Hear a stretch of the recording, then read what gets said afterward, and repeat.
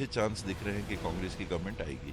2.5 साल की बात है या कुछ और है कि टाइम शेयरिंग होगा, ये जरूर राहुल जी ने मुझसे पूछा था कि अगर आप नहीं तो कौन। और कहीं ना कहीं लोगों को लगा कि भूपेश भाई और मेरे बीच में भी संबंध में इसके चलते कहीं कोई खींचातानी तो नहीं हो रही। जब तक कांग्रेस में जगह है, मैं बिल्कुल जो मेरे को जवाबदारी मिलेगी मैं बिल्कुल उसको निभाऊंगा। 2018 में कांग्रेस भारी मतों से सत्ता पर काबिज हुए, लेकिन उसके कुछ ही क्षण बाद कुछ ऐसा हुआ जिसने कांग्रेस की समीकरण को बदल कर रख दिया। और एक मुख्य वजह इस बार वो भी होने वाला है कि क्यों कांग्रेस के लिए सरगुजा इस बार बहुत ज्यादा एक बम्पी राइड की तरह भी पेश होगा 2023 के आने वाले असेंबली इलेक्शंस में। और इसी पर बात करने के लिए हमारे साथ आज मौजूद है त्रिभुवनेश्वर शरण सिंह देव, जिन्हें हम टीएस बाबा के नाम से भी जानते हैं, जो छत्तीसगढ़ के हेल्थ मिनिस्टर होने के साथ साथ बहुत चहीते लीडर हैं यहाँ के छत्तीसगढ़ पॉलिटिक्स के, और बहुत पसंद किया जाता है इन्हें लोगों द्वारा।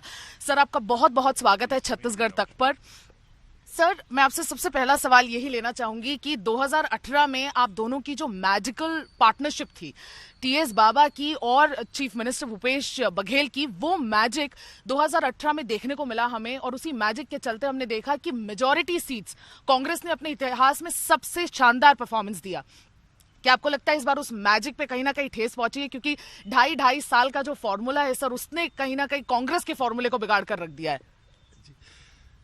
भूपेश भाई के साथ मेरी मुलाकात 2000 में हुई, जब छत्तीसगढ़ का गठन हुआ था और यहाँ पर सरकार बनाने की बात थी। एक आदिवासी एक्सप्रेस उस समय चली और कुछ लोगों की मंशा थी कि पहला मुख्यमंत्री छत्तीसगढ़ का आदिवासी समाज के हों। और वहाँ हमारी यूथ कांग्रेस के प्रेसिडेंट थे भूपेश भाई, राजेश तिवारी, ये भी यूथ कांग्रेस में प्रेसिडेंट रहे, यूथ कांग्रेस में थे। उन्होंने, मेरे साथी जो थे, उन्होंने मुझे ये दोनों से मिलाया कि रायपुर के मयूरा होटल में ही हम लोग बैठे, वहीं पर बातें हुई और ये हुआ कि ठीक है हम लोग साथ काम करेंगे। उसके पहले ज़्यादा परिचय नहीं था। ये 2018 का जो कार्य हम लोगों ने मिलके किया, ये 18 का नहीं था। 2000 से लेके 2018 इस चुनाव के पहले तक हम लोग तीनों साथ में काम करते थे। अलग अलग क्षेत्र से हम लोग आते थे। राजेश बस्तर क्षेत्र के थे, भूपेश भाई मध्य क्षेत्र के थे, मैं उत्तरी क्षेत्र का था। तो हम लोगों ने मिल के काम किया और अच्छी हम लोग की अंडरस्टैंडिंग थी। और वो आपको 2018 में दिखी। 2013 के चुनाव के बाद नेता प्रतिपक्ष के रूप में काम करने का मौका पार्टी ने मुझे दिया, प्रदेश अध्यक्ष के रूप में काम करने का मौका भूपेश भाई को मिला। और 13 से 18 हम लोगों ने मिल के लगातार प्रदेश में इश्यूज उठाए, काम किया, सदन में इश्यूज उठाए, मिल के हम लोगों ने काम किया। और टिकट डिस्ट्रीब्यूशन वगैरह में भी लगभग मिल के ही हम लोगों ने काम किया। कैंडिडेट्स का सिलेक्शन हुआ। प्राथमिकता हम लोग की अपने पसंद के लोगों की नहीं थी, जीतने वाले हमारे परिचय के भले हों, लेकिन अगर वो जीत सकते हैं तो विनिंग कैंडिडेट का सिलेक्शन। तो एक तरफ 15 साल हो रहे थे बीजेपी के, एंटी इनकम्बेंसी कह सकते हैं, हालांकि रमन सिंह जी के खिलाफ कोई खास बात नहीं थी, वातावरण कोई उनके एंटी वैसा नहीं था। तो मेरी भी मंशा यही थी कि जहां रमन सिंह जी के कमियों को हमको जरूर उजागर करना है। जर्सी गाय आज तक आती रहेगी, घोषणा पत्र की बातें होती हैं, कुछ नहीं हुआ। कई और बातें थी जो उनने कहा और वो नहीं हो पाया। शिक्षा कर्मियों का उनने कहा था, वो नहीं किया। कई चीजें थी। तो एक तरफ स्कैम, नागरिक आपूर्ति का बड़ा स्कैम सामने आया था, बिजली विभाग में डिस्ट्रीब्यूशन इत्यादि पर, ट्रांसफार्मर परचेसेस, और बहुत सारी बातें थी। स्वयं रमन सिंह जी ने रायगढ़ की बैठक में अपने पार्टी के कहा था, जो प्रकाशित हुआ, कहा कि नहीं मैं नहीं जानता, कि अखबारों में आया था, उन्होंने कहा था कि भाई 1 साल आप लोग कमीशन लेना बंद कर दो, हम लोग चुनाव जीत जाएंगे अपने पार्टी के अंदर। ये उनकी स्थिति थी। मेरी सोच कभी उनके कमी पे जीतने की नहीं रही और आज भी नहीं है। कि भाजपा क्या कर रही है वो अपना करे, हम देखें, समझें उसको, ठीक है, कि हम क्या करेंगे ये आधार होना चाहिए चुनाव जीतने का। कि कोई खराब काम कर रहा है उसके बल पे जीत जाओ तो आप क्या करोगे? मैं उसको जीत नहीं मानता। तो हम लोगों ने विकल्प प्रस्तुत किया कि गवर्नमेंट आएगी तो हम लोग क्या क्या करेंगे, मिलके हम लोग काम करेंगे। पार्टी में डिसेंशन था। जोगी जी थे उसके पहले, एक बहुत कद्दावर लीडर थे, कैरिस्मेटिक लीडर थे। उनके भाषणों में इत्यादि में एक ऐसा ड्रॉ था, बड़े लोग जुड़ते थे, हंसी मजाक होता था और उनको एक पॉपुलैरिटी भी उनकी थी एक क्षेत्र वर्ग में, लोगों के बीच में, आम लोगों के बीच में भी। और वो जो कांग्रेस का नॉमिनेटेड हायरार्की थी, पीसीसी प्रेसिडेंट इत्यादि, और ये वो तालमेल नहीं थी।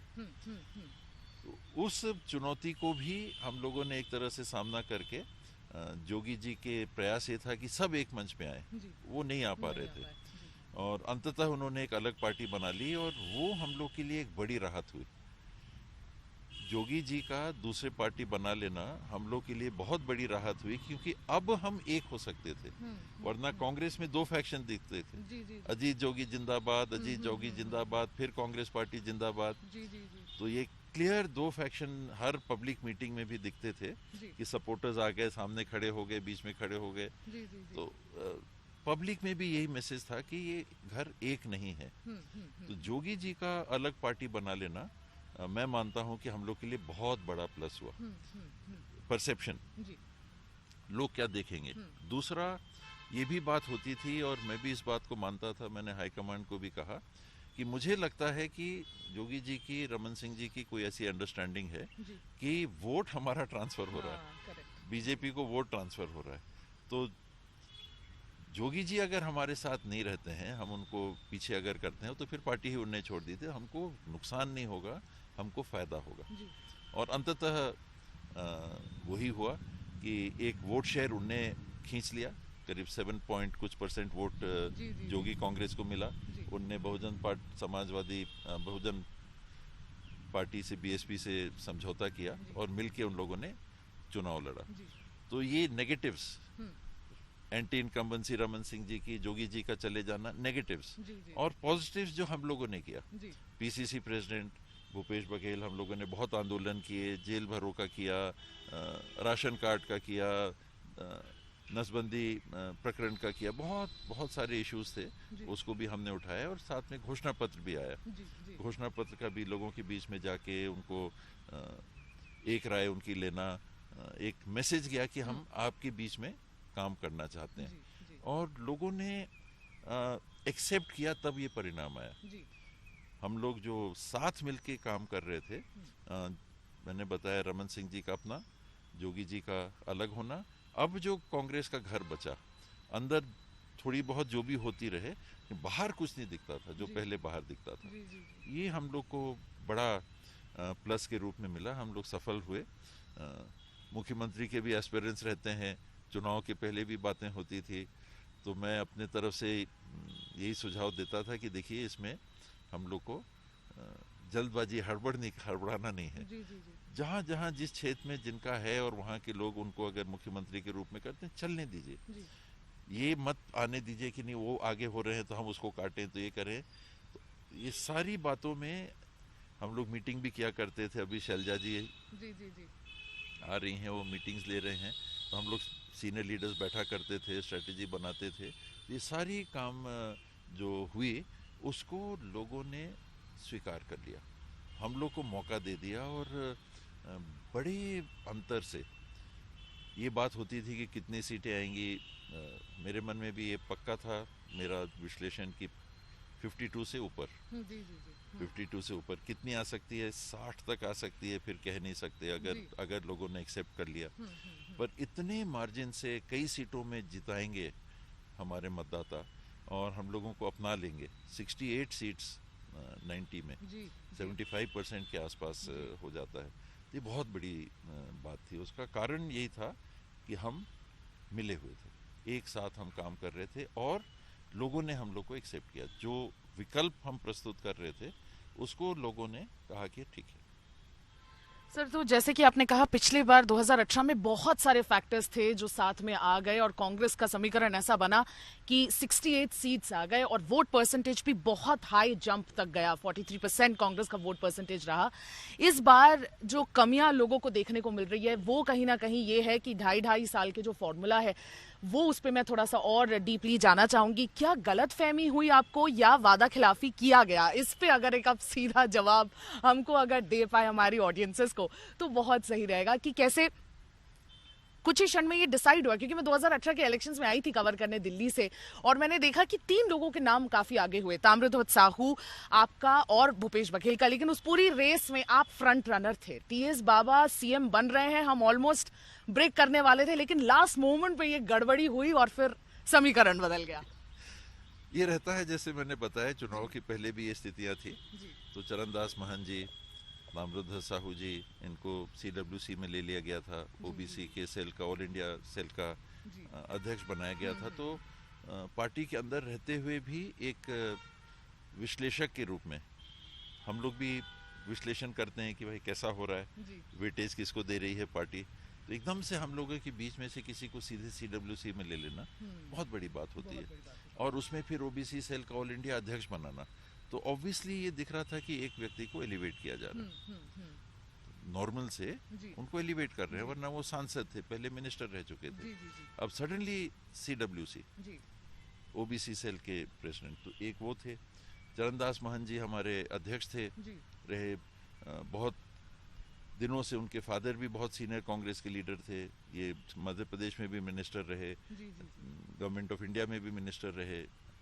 तो ये एलिवेटेड एक पोजीशन पे थे। फिर भूपेश भाई थे एसपीसीसी प्रेसिडेंट, पहले मिनिस्टर रह चुके थे मध्य प्रदेश में जोगी जी के साथ, और मैं था लीडर ऑफ द ऑपोजिशन के रूप में। तो ये 4 लोग सामान्य रूप से ऐसे दिखते थे, और भी लीडर्स थे और भी कई सीनियर हमारे लीडर्स थे जो सीनियर हैं और जिनका नाम सर्कुलेशन में पॉसिबिलिटीज में हो सकता था। तो अंततः ये 4 लोगों को दिल्ली बुलाया गया।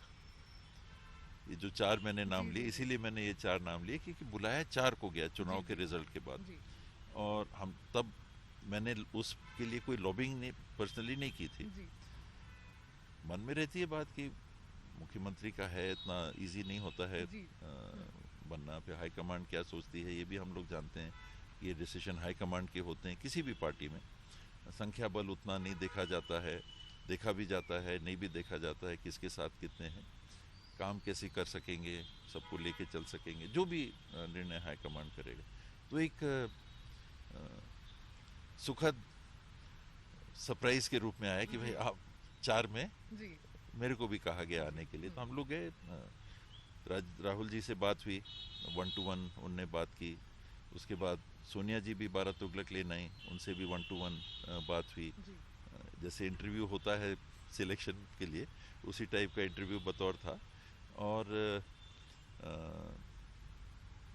ये जरूर राहुल जी ने मुझसे पूछा था कि अगर आप नहीं तो कौन। तो मैंने उनको यही कहा कि सर मैं अपने लिए बोलना चाहूँगा, तो मैंने किसी के विपरीत या किसी के पक्ष में एज ऑल्टरनेट मैंने जरूर नहीं कहा। इतना ही मुझे लगता है मैं कह सकता हूँ। अभी बाद में कंसल्टेशन के प्रोसेस में खड़गे जी जो आज हमारी आईसीसी के प्रेसिडेंट हैं, वो भेजे गए थे एज एन ऑब्जर्वर। यहाँ के एमएलए से भी बात हुई थी, उनकी भी राय ली गई थी। ऐसा लगता है कि उस समय शायद ज़्यादा एमएलएज ने मेरे पक्ष में कहा होगा या सद्भावना रखते थे ज़्यादा एमएलए, ऐसा मुझे लगता है। पर वहाँ अंततः जो अनाउंसमेंट हुआ भूपेश भाई का हुआ कि ये मुख्यमंत्री के रूप में रहेंगे। बाकी पार्टी हाईकमांड ने कुछ नहीं कहा। 2.5 साल की बात है या कुछ और है कि टाइम शेयरिंग होगा, पार्टी ने कभी नहीं कहा। तो वो हम लोग के लिए एक लक्ष्मण रेखा हो जाती है अनुशासन की, कि जब पार्टी ने कुछ नहीं कहा, पार्टी की तरफ से अगर कोई बात सामने नहीं आई, तो फिर मेरा कहना और कुछ बात हुई क्या नहीं हुआ अभी ठीक नहीं है। इसलिए मैं अपने आप को रोकता हूँ वो बात कहने। कभी मौका लगेगा तो उसको भी मुझे अच्छा लगता है शेयर करना, ये बहुत ज़्यादा छुपी छुपी बातें नहीं रहनी चाहिए। लेकिन मीडिया में उसी दिन ये आ गया। कैसे मीडिया में आए, उनके क्या सोर्सेज थे, मैं नहीं कह सकता। और लगातार ये बात चलती रही। 2.5 साल ऐसा है, 2.5 साल की बात हुई है। और मेरे लिए भी वो बहुत एक प्रेशर पॉइंट बनता गया धीरे धीरे।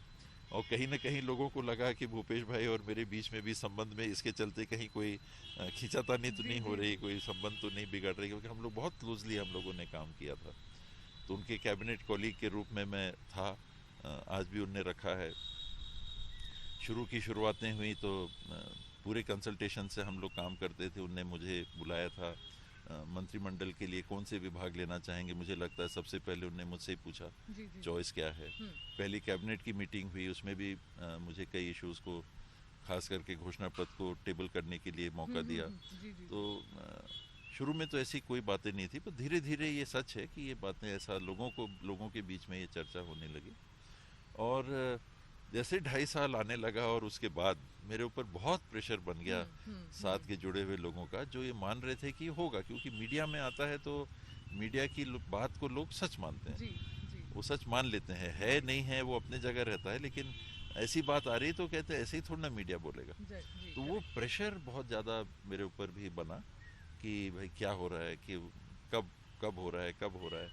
अंततः आज का दिन है, आपने देखा कि वही पावर शेयरिंग या हैंडओवर एज चीफ मिनिस्टर वैसी कोई बात हुई नहीं। और पार्टी में हम हैं तो पार्टी का डिसिप्लिन, ये बात मीडिया में आई तो एक कैसे संभव है कि हाईकमांड तक नहीं गई होगी। इतने दिनों तक लगातार मीडिया में ये प्ले हुआ, कई मंचों पे प्ले हुआ, नेशनल मंचों पे प्ले हुआ, स्टेट लेवल पे प्ले हुआ, रीजनल लेवल्स पे जहां हम लोग जाते थे मीडिया ये बात करता था। तो इतनी ज़्यादा ये बात मीडिया में थी कि हाई कमांड तक तो गई बात, 100% गई, ये डाउट मुझे नहीं है। फिर जो इस बात को जानते हुए उन्होंने निर्णय रखे, तो वो फिर मेरे लिए सर्वोपरि हो जाते हैं। मैं पार्टी में हूँ, जब तक मैं पार्टी में हूँ मेरे लिए डिसिप्लिन एक महत्वपूर्ण, अनुशासन एक बहुत महत्वपूर्ण हिस्सा है मेरे जीवन का। तो मैं अपने बड़े को वैसा इज्जत देके और ऐसा मान के यूनिट टीम का सदस्य, यूनिट का सदस्य, परिवार का सदस्य, समूह का सदस्य मान के चलता हूँ। तो उन्होंने जो निर्णय दिया मैं उसी हिसाब से काम कर रहा हूँ।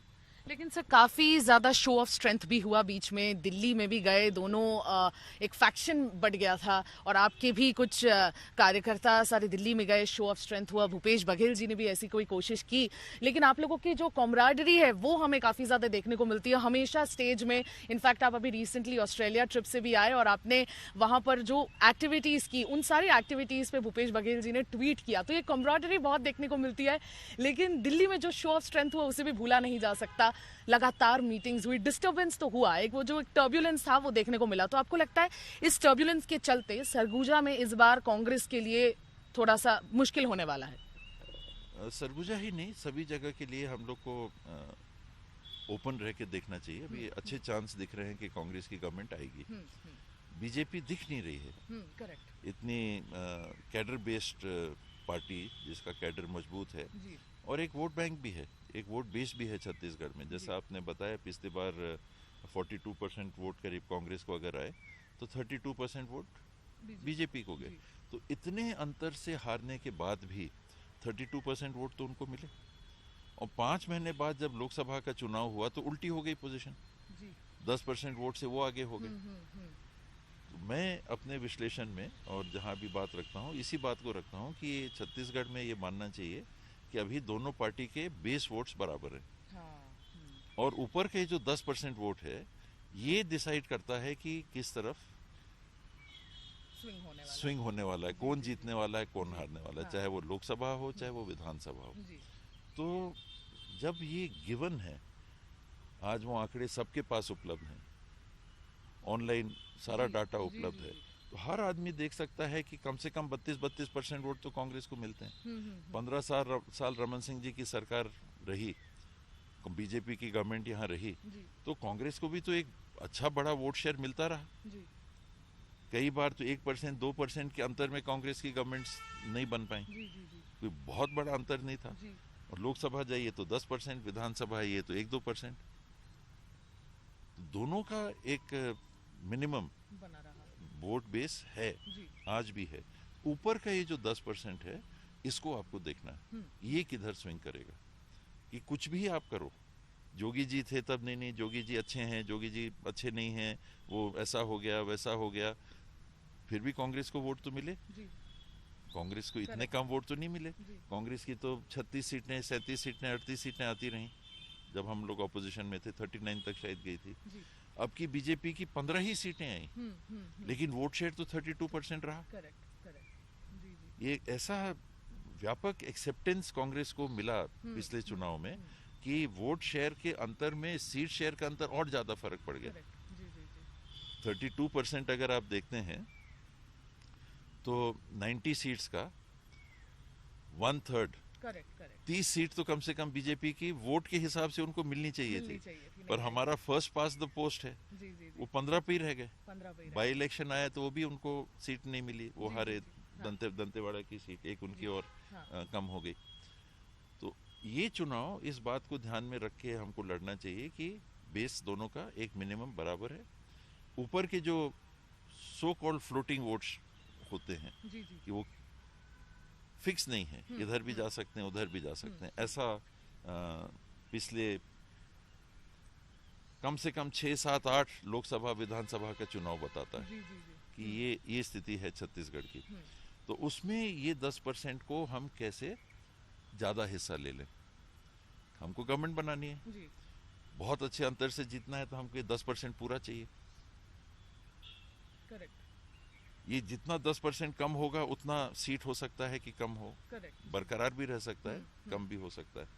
इसमें हमारे प्लस में क्या है कि हमने काम किया है कई घोषणा पत्र में, और उसके बाहर के भी कुछ कामों को हमने लिया, उसको इम्प्लीमेंट किया, लोगों तक पहुंचे। किसानों की बात है, अर्बन एरियाज की बात है, बिजली की बात है, राशन की बात है, स्कूल की बात है, सेल्फ हेल्प ग्रुप्स की बात है, मिनिमम सपोर्ट प्राइस, पैडी के बाहर गन्ने को देने की बात है, मक्के को देने की बात है, फॉरेस्ट प्रोड्यूस को देने की बात है, कोदो कुटकी रागी की बात है। आज नेशनल मिशन बन रहा है, वो एक घोषणा पत्र से चालू हुआ, गवर्नमेंट ने अपनाया, आज नेशनल लेवल पे, इंटरनेशनल लेवल पे उसकी चर्चा हो रही है।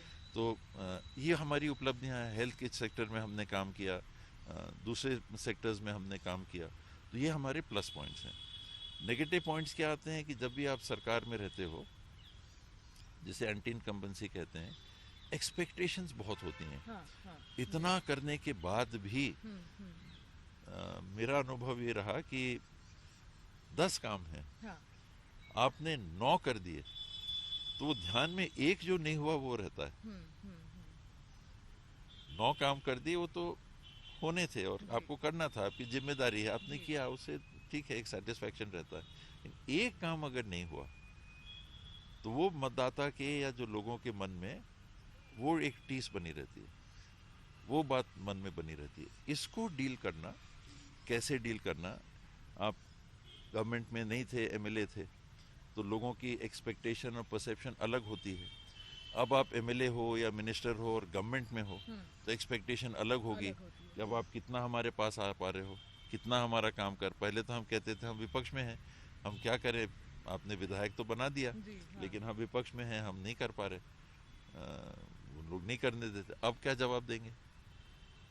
तो ये सब जो बातें आती हैं, कोशिश करते हैं, हर आदमी कोशिश ये नहीं करता है कि अब हम गवर्नमेंट में आ गए तो आपकी बात तो हमसे क्या मतलब, हम तो एमएलए हो गए, हम तो मिनिस्टर हो गए, ऐसा नहीं। कोशिश भी होती है लेकिन नहीं हो पाता। पर जब नहीं हो पाता तो लोगों के मन में एक भावना आती है कि भाई देखो, पहले कहते थे कि हम विपक्ष में हैं तो नहीं कर सकते, अब तो पक्ष में आ गए, हमारा काम नहीं हुआ। छोटे बड़े काम पर्सनल हो सकते हैं, नौकरी के हो सकते हैं, किसी डेवलपमेंट वर्क के हो सकते हैं, कई प्रकार के काम। एम्प्लॉयमेंट एक बहुत बड़ा इशू है। करेक्ट। सर, आपको क्या लगता है वो एक मुद्दा कौन सा होने वाला है? क्योंकि कन्वर्जन भी बहुत बड़ा मुद्दा है पूरे बस्तर संभाग में और सरगुजा संभाग में, और कन्वर्जन कहीं ना कहीं स्विंग कर सकता है 10 से 15% वोट, जैसा हम बात कर रहे हैं। कन्वर्जन को लेकर कांग्रेस ने कुछ भी अभी तक नहीं किया है, और कहीं ना कहीं एक बहुत बड़ा जो चंक है ट्राइबल क्रिश्चियंस का या नॉन ट्राइबल क्रिश्चियंस का, वो नाराज भी है बीजेपी से भी, कांग्रेस से भी। क्योंकि बीजेपी से उन्हें उम्मीद कम थी, लेकिन कांग्रेस से जो उम्मीद थी, उन्हें सिक्योरिटी चाहिए थी। काफी अपहीवल हो रहा है, काफी एक तनावपूर्ण सिचुएशन बन चुकी थी बस्तर में, और अभी भी वो बरकरार है। तो उसको लेकर कांग्रेस ने अभी तक कुछ नहीं किया। तो आपको लगता है कन्वर्जन का मुद्दा कहीं ना कहीं समीकरण को बिगाड़ सकता है, और किसी तरफ भी इलेक्शन के जो रिजल्ट्स है वो जा सकते हैं इस बार? कन्वर्शन इतना बड़ा मुद्दा तो नहीं बनेगा। एक इशू है, एक जरूर इशू है, और बीजेपी उसको प्ले करती है। हालांकि ये भी हम लोगों ने जानकारियां उपलब्ध कराई थी पिछले बार कि बीजेपी गवर्नमेंट में कन्वर्शन ज्यादा हुए थे। वो डाटा भी हम लोगों ने उपलब्ध कराया था, और अभी कन्वर्शंस वैसे हो रहे हैं ऐसा नहीं। मेरी भी जानकारी में, चाहे सरगुजा अंचल हो चाहे बस्तर अंचल हो, कहीं कहीं ये बात आती है, क्रिश्चियन मिशनरी जहाँ काम करते हैं वो लोगों के बीच में जाके सेवा के साथ में उनको विकल्प उपलब्ध कराते हैं कि आप क्रिश्चियन धर्म अपना लो। होता है। ये नहीं है कि कोई प्रलोभन से हो रहा हो, ये हो रहा हो तो गैर कानूनी हो जाता है, पर वो ऐसा होता है। पर इतने बड़े पैमाने पे है ऐसा नहीं। बीजेपी के लोग इसको पकड़ के बहुत बड़ा इशू बना देते हैं। जब वो इशू बनता है तब वो लोगों तक बात जाती है कि अरे ये क्या हो रहा है। बड़े पैमाने पे धर्म आंदोलन हो रहा है। नक्सलाइट छत्तीसगढ़ के कितने क्षेत्र में है, लेकिन आप दिल्ली में जाके बात करोगे तो पूरा छत्तीसगढ़ नक्सलाइट प्रभावित है। हम लोग यहाँ बैठे हुए हैं तो नक्सली बंदूक के साए में बैठे हुए हैं, ऐसा दिल्ली में लगता है। जबकि ऐसा नहीं है। एक लिमिटेड पॉकेट्स में ज्यादा सीवियर सिचुएशन रहती है, गंभीर पोजीशन रहती है। ये भी वैसे ही है। तो वो एक इशू बनेगा जो चुनाव को बदल देगा अकेला, वो तो नहीं है। एक इशू है, उसमें गवर्नमेंट ने अपने तरफ से यही किया होगा कि हमको निष्पक्ष कार्य करना है। किसी के पक्ष में हमको कार्य करते हुए नहीं देखना है।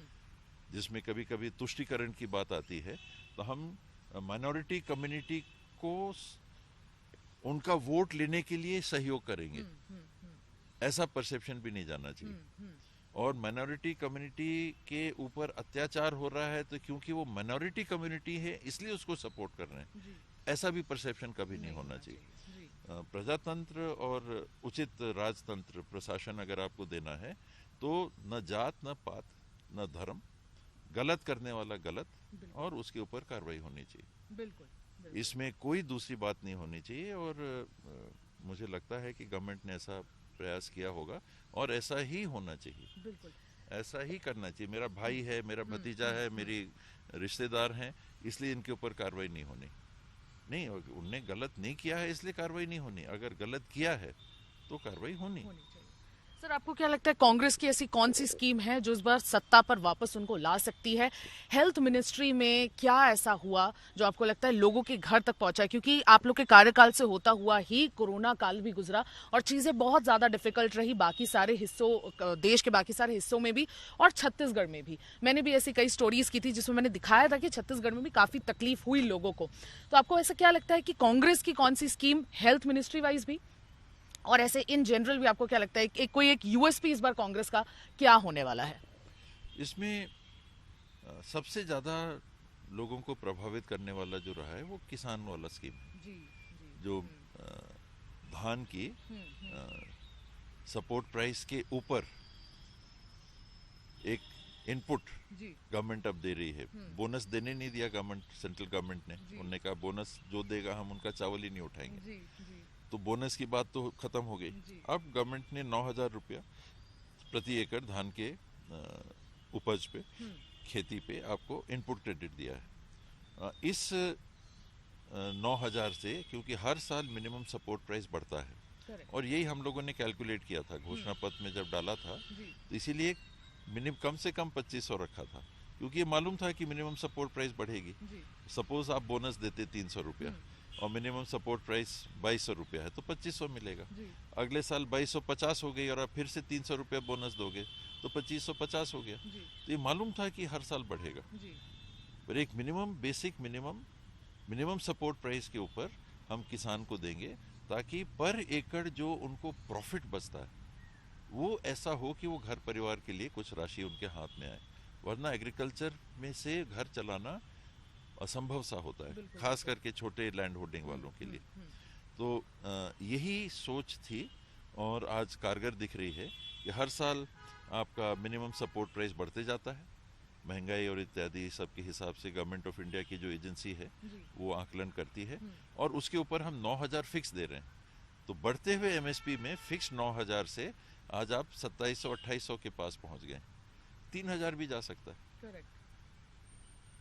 तो सर आप यही कह रहे हैं कि इस बार भी मैनिफेस्टो में कुछ ऐसा आप लोग एक देंगे कि एमएसपी आप लोग या बोनस जो आप लोग को देने नहीं दिया गया, लेकिन आप लोग जो एक्स्ट्रा सपोर्ट प्राइस जो रहना चाहिए। मैं तो अभी नहीं कह सकता, घोषणा पत्र कमेटी, वो हम लोग की जो बैठकें हो रही हैं ये सब में अभी ये चल रहा है, डिस्कशंस हो रहे हैं, कमेटीज बनेंगी, उसकी घोषणा निकट भविष्य में हो जाएगी। अब तो चुनाव नजदीक आ गया है।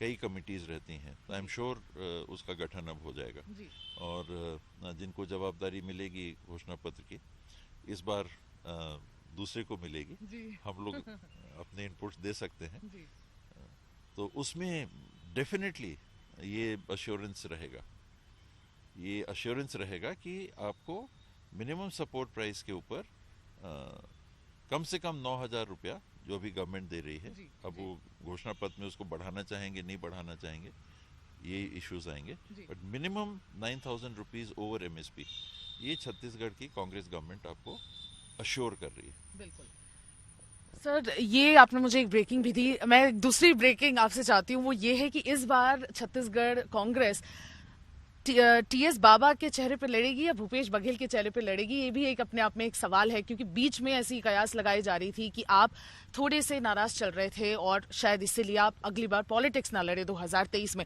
क्या आप ये सारे स्पेक्यूलेशंस को, ये जितने भी रूमर्स जो उड़ाए जा रहे हैं या सोशल मीडिया पर ये सारी जो बातें उठ रही हैं, आप इसको किस तरह से जवाब देना चाहेंगे? इस बार कांग्रेस जो छत्तीसगढ़ की कांग्रेस है वो भूपेश बघेल के चेहरे पर लड़ेगी कि क्या होगा?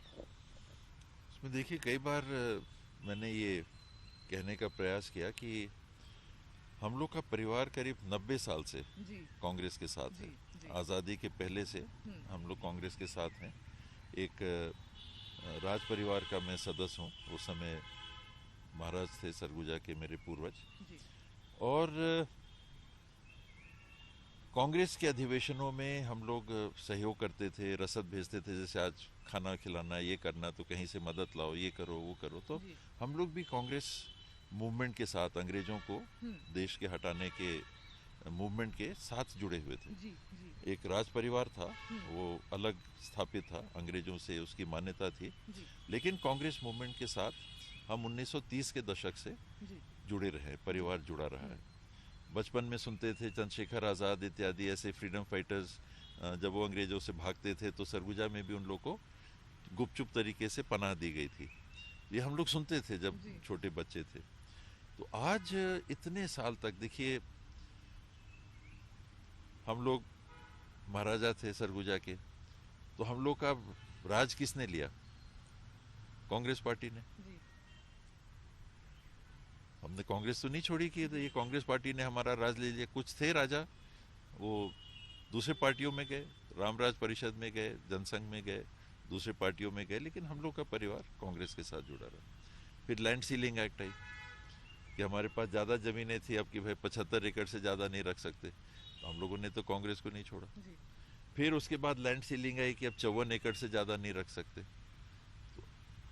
ऐसे ही परिवारों के पास तो ज़्यादा ज़मीन थी, जी और भी परिवार थे जो गैर सामंती परिवेश के भी रहे होंगे, लेकिन गांव के प्रमुख परिवार उस नाते सामंती परिवार वो भी थे। जी भूपेश भाई भी एक दाऊ परिवार के ही हैं, जी उस हद तक सामंती परिवार के हैं, किसानी करते हैं उनका परिवार। तो सीलिंग में किसकी ज़मीन जाएगी? ऐसे लोगों की ज़मीन जाएगी। कांग्रेस तो नहीं छोड़ा। हाँ प्रिविलेजेस प्रिविलेजेस प्रिवी पर्सेस थे, हम लोग को एक छोटी राशि मिलती थी। हाँ हाँ जी सर आज जितना तनख्वाह मेरे को नहीं मिलता है एज ए मिनिस्टर एक महीने में, उससे कम साल की राशि थी सरगुजा के लिए, कि हर साल आपको इतना पैसा जी गवर्नमेंट ऑफ इंडिया देगी। वो भी बंद हो गया। हाँ कुछ प्रिविलेजेस थे वो भी बंद हो गए। हम लोगों ने कांग्रेस तो नहीं छोड़ा। जी जो बिजनेस हम लोग करते थे वो प्रभावित हुआ। तेंदुपत्ता का काम करते थे, 30 साल तक मैं तेंदुपत्ता के कॉन्ट्रैक्टर के रूप में मैंने गांव गांव जंगल जंगल घूमा, काम किया उसका। गर्मी बीच जी पीक समर पीरियड में वो सब काम होता है। हम लोगों ने तो कांग्रेस नहीं छोड़ा, और उसका एक कारण था, ये सिर्फ लेना ही लेना नहीं था, हाँ लेना देना था। कांग्रेस पार्टी ने हम लोग को अकोमोडेट किया। हर चुनाव में कांग्रेस पार्टी ने आज तक किसी न किसी एक फैमिली मेंबर को टिकट दी, जी चाहे विधानसभा की हो। मेरे ग्रेट ग्रैंडफादर थे जो तत्कालीन महाराज थे, जब विलीन हुई रियासत भारत डोमिनियन में, तो 1952 के पहले चुनाव में उनको एमएलए का टिकट दिया था। हाँ वो जीते। जी और कभी सांसद, कभी किसी न किसी फैमिली मेंबर को कांग्रेस ने जगह दी थी। जी और केवल ये नहीं था कि एक टिकट दे दिया और फिर भूल गए। टिकट देने के बाद भी कांग्रेस के परिवार में ऐसा वातावरण था कि हम लोग भी उसके हिस्सा हैं। हम लोग की देखभाल का भी जिसको कहते हैं, तो कांग्रेस पार्टी की तरफ से हमेशा एक ऐसा वातावरण रहा कि केवल ये नहीं है कि एक सीट दे दी चुनाव लड़ लो और भूल गए तुमको, कि तुम भी घर के हो, तुम्हारा भी हम ध्यान देख रहे हैं, तुम्हारी भी ख्याल रख रहे हैं। और हम लोग पार्टी के लिए काम करते थे अपने एरिया में, जो भी इन्फ्लुएंस का एरिया हमारा है, जहां पार्टी के लिए कुछ भी योगदान कर सकते थे, जिस लेवल का भी हो, तो उसमें अगर अंतर आएगा तब फिर वो बातें आने लगती हैं जो लोग कहते हैं कि अब की लड़ेंगे कि नहीं लड़ेंगे। तो अगर वो बात नहीं रही, फिर आपके लिए अगर घर में जगह नहीं है, तब आप कुछ और सोचोगे। हमारे तो सोच भाई, बीजेपी में तो कई बार कहा कि जाने का प्रश्न ही नहीं उठता, क्योंकि ये नहीं कि कांग्रेस बीजेपी की बात है। मेरी व्यक्तिगत विचारधारा ऐसी है कि मैं ऐसे समूह के साथ नहीं जुड़ सकता, मैं नहीं जुड़ना चाहता। वो मेरी विचारधारा है। वो 90 साल से कांग्रेस से उसका कोई लेना देना नहीं है। वो कांग्रेस की लीडरशिप के साथ हमारा कमिटमेंट है, उसके साथ कोई लेना देना नहीं है। वो हमारे साथ लोग जुड़े हुए हैं, उससे उसका कोई लेना देना नहीं है। वो मेरी व्यक्तिगत विचार है, और मेरा व्यक्तिगत विचार खुशी खुशी से ये कहता है कि तुम ऐसे समूह के साथ डायरेक्टली ना जुड़ो। तो मैं नहीं जुड़ सकता। बाकी क्या होगा कि नहीं होगा मैं नहीं जानता, पर पर्सनली अपने लिए तो मैं ये कह सकता हूँ कि उसमें कोई स्कोप नहीं है। पर्सनली बहुत अटकलें लगाई जा रही थी कि आप शायद आने वाले दिनों में कोई एक पार्टी ज्वाइन करेंगे, नहीं तो अपनी पार्टी फ्लोट करेंगे, बहुत अटकलें थी ऐसी। तो ऐसा कुछ भी नहीं होने वाला है।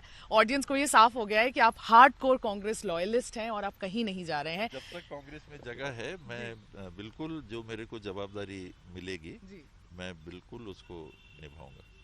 एक आखिरी सवाल, इस बार ऐसी भी अटकलें हैं कि आपके नेफ्यू जो है आदित्य सिंहदेव, उनको भी टिकट देने की बात हो रही है, तो इस पर आप क्या कहेंगे? ये मेरा आखिरी सवाल है, इस पे आप मुझे एकदम दिल खोल के एक अच्छा सा जवाब दे सकते हैं। ये सोशल मीडिया पर ही ये सारे डिस्कशंस हो रहे हैं, मीडिया सर्कल्स में ये सारे डिस्कशंस हो रहे हैं कि शायद बाबा पॉलिटिक्स से किनारा कर लें और उनके नेफ्यू को, उनके परिवार को आगे बढ़ाया जाए, और वो भी शायद किसी और पार्टी के टिकट पे लड़ सकते हैं। ये एक सवाल।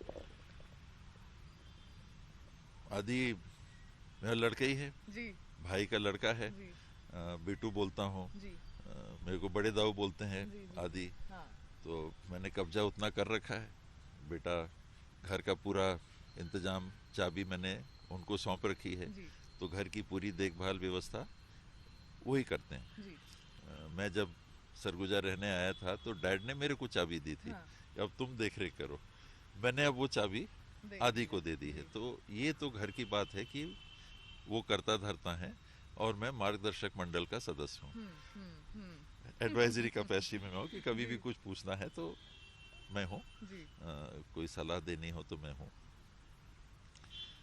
उसके आगे जब वो कॉलेज इत्यादि करके पोस्ट ग्रेजुएशन किया इंजीनियरिंग में, उसने बर्कले यूनिवर्सिटी से, कैलिफोर्निया से, फिर 3 साल अमेरिका में काम किया ऑयल कंपनी में, और मेरे ख्याल से मर्सिडीज कंपनी था, उनके साथ भी कुछ काम किया। फिर वो जब यहाँ आए, यहाँ रहने लगे, एक दिन अंबिकापुर आए, मीडिया वालों ने उनसे पूछा, एक इंटरव्यू लिया कि भाई ये आगे सरगुजा में देख रेख कब करेंगे। तो उस इंटरव्यू के हेडलाइन को, पेपर की कटिंग को मैंने अपने डेस्क में रखा हुआ है। और वो हेडलाइन कहता है कि आदि ने कहा कि लीडरशिप थोपी नहीं जाती। तो ये मुझे लगता है कि उस युवा की सोच है कि ये, क्योंकि वो लड़का है इसलिए उसको टिकट मिलनी चाहिए, वो इस चीज को पसंद नहीं करेगा। लोग अगर चाहेंगे कि वो चुनाव लड़े तो वो उसके बारे में वो सोच सकता है। आज जिला पंचायत का सदस्य है, अंबिकापुर विधानसभा के ही एक सेगमेंट से लड़ा चुनाव। वो जितने वोट से जीता उतने वोट से मैं नहीं जीता। बाय चांस उस एरिया से जो पोलिंग, जो गांव उसके जिला पंचायत सदस्य के क्षेत्र के आते हैं, उसमें से काफी हिस्सा, 70-80% हिस्सा अंबिकापुर विधानसभा का है। तो उतने वोट मेरे को नहीं मिले थे, उससे ज्यादा उसको मिले। तो एक ओपनिंग है। मैं तो एक दिन भी नहीं गया उसके प्रचार के लिए, 1 मिनट भी उसके प्रचार के लिए नहीं गया। तो वो लोगों ने एक्सेप्ट किया। अगर आपको चुनाव लड़ना है तो एक ये होता है कि आप, जिसको राहुल जी पिछले बार पैराशूट कहते थे, वो हैं, इस घर के हैं, इस परिवार के हैं। जैसे जो मैंने बैकग्राउंड बनाया वो उसके उत्तराधिकारी भी हैं कि भाई इस परिवार का है, उनका बैकग्राउंड है, वो अपने जगह है। पर वो अच्छे तरह से इस बात को समझता है, मुझे लगता है। वो पहली इंटरव्यू जो मैंने आपको बताई कि अगर आपको पब्लिक लाइफ में आना है तो पब्लिक को आपको एक्सेप्ट करना पड़ेगा। तो अगर वो चुनाव लड़ना चाहेंगे तो लोग जब तक नहीं चाहेंगे कि वो चुनाव लड़ें, कई लोग रहते हैं वो चाहेंगे कि बाबा नहीं है तब हम लड़ें चुनाव। कांग्रेस में भी बहुत लोग हैं जिनने कंट्रीब्यूशन किया है। अंबिकापुर विधानसभा से बहुत लोग होंगे, सीनियर्स हैं, यंगस्टर्स हैं जो कांग्रेस में जुड़े रहे हैं। आदि भी ठीक है 5 साल से ऊपर अब हो जा रहा है, 5 साल हो जा रहा है कि वो कांग्रेस से जुड़ के काम कर रहे हैं। पर और लोग भी हैं। तो जहाँ तक टिकट की बात आएगी, मुझे लगता है कि ये गिवन नहीं होना चाहिए, और ना है, ना आदि के लिए है कि मेरा टिकट है। कहाँ से लड़ना चाहेंगे उनके लिए ओपन है।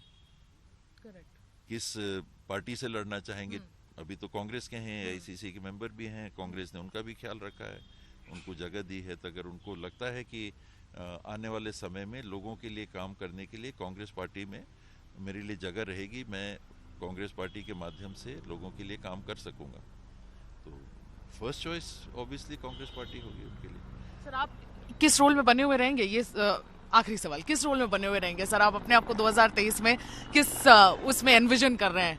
Sky diving. स्काई डाइविंग, तो मैं क्या मानूं कि आप शायद दरकिनार करके दुनिया घूमने निकल जाएं? बिल्कुल। हाँ देखिए, सरगुजा से ऐसे जुड़े रहे हैं, छत्तीसगढ़ के भी लोगों ने बहुत स्नेह दिया, बहुत प्रेम दिया। नहीं तो हम लोग तो सरगुजा से ही वहीं काम करते थे ज़्यादा, कि वो अब जीवन का हिस्सा हो गया। तो उस कैपेसिटी में मैं छत्तीसगढ़ के लिए कभी भी कुछ कर सकूंगा तो ध्यान में तो बात रहेगी। लेकिन पॉलिटिक्स, एक्टिव पॉलिटिक्स में नेचुरली कि जब आप वो नहीं रहोगे तो फिर बीच में एक रोड़ा भी नहीं रहना चाहिए। क्लीन ब्रेक्स होने चाहिए। तो सर आप काम करना है तो पूरे मन से, तो जो जवाबदारी मिलेगी तो मैं पूरे मन से करूंगा, और नई परिस्थितियां बनेंगी तो उस रोल में।